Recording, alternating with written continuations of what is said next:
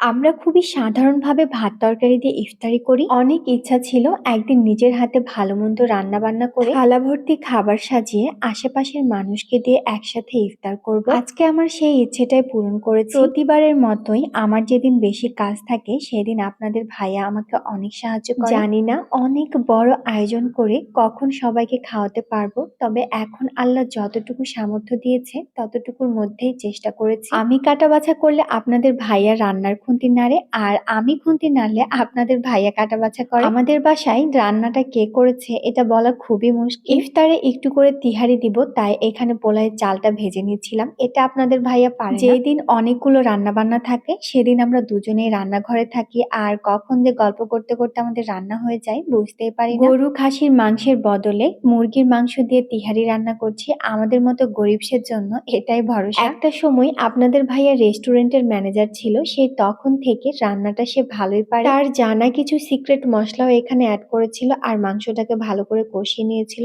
এইদিকে আমার রান্নাঘরের অবস্থা পুরাই হযবরল। আজকে এত রান্না বান্নার দিনে সে শাক কিনে নিয়ে এসেছে, তা আবার অনেক বুড়া। নিজেই কাটা বাছা করেছে আর পুরো রান্নাঘর ছিটিয়ে রেখেছে। পরে অবশ্যই দুজনে মিলে সবকিছু ক্লিন করেছি, আর রান্না বান্না করার পরে এখন চলে এসেছি প্লেটগুলো সাজাতে। সেই ছোটবেলা থেকেই মা বাবাকে দেখে আসছি রোজার দিনে আশেপাশের মানুষকে খাবার দিয়ে ইফতার করতে। আপনাদের ভাইয়া কিছু ভাজা পোড়াও কিনে এনেছে, এইগুলো ছাড়া তো মনে হয় ইফতার মানাই না। যদিও আমরা প্রতিদিন এতগুলো খাবার দিয়ে ইফতার করি না, কিন্তু আজকে আপনাদের ভাইয়া অনেকগুলো করে নিয়ে এসেছে যেন সবাইকে ভালো মতো দিতে পারি। মন তো চায় আরো অনেক মানুষকে ইফতার করাতে, কিন্তু আল্লাহ সেই সামর্থ্য এখনো দেয় না। আজকের তিহারি থেকে অনেক স্মেল বেরোচ্ছে, আবার ঝরঝরা হয়েছে, খুব সুন্দরভাবে সিদ্ধও হয়েছে। প্লেটের মাঝখানে এক বাটি করে তিহারি আমি এইভাবে সুন্দর করে বসিয়ে দিয়েছি। সবগুলো খাবার ইফতারে সবাইকে দিয়ে শেষ করে দিব। রাতে সাহারির জন্য আমি ভাত রান্না করেছি, আলাদা করে তরকারিও রান্না করেছি। আজকে তো আমি অনেক খুশি, একদিনের জন্য হলেও আমি আমার আশেপাশের মানুষকে দিয়ে ইফতার করতে পেরেছি। হয়তো আমি অনেক বড় আয়োজন করতে পারিনি, কিন্তু আমার যতটুকু সামর্থ্য ছিল আমি ততটুকুর মধ্যেই চেষ্টা করেছি। ভাবতেই ভালো লাগছে